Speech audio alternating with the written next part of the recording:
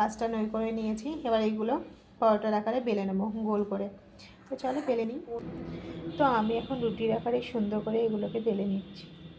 চলো সবগুলোই বেলে নিই। তো এখানে আমার সবগুলো বেলা কমপ্লিট। এবার তার কড়াইতে আমি একটা ডিম দিয়ে দিয়েছি, এটা আমি একটু ডিমের ঝুড়ো করে নেব। এবার তাওয়াতে আমি সাদা তেল দিয়ে পরোটাগুলো ভেজে নেব। বেশি কড়া করে ভাজবো না, হালকা করে ভেজে নেব আর একটু ভাজবো।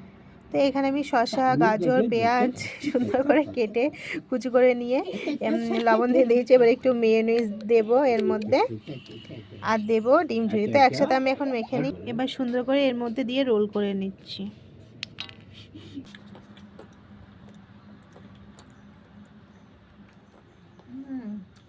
দারুণ হয়েছে।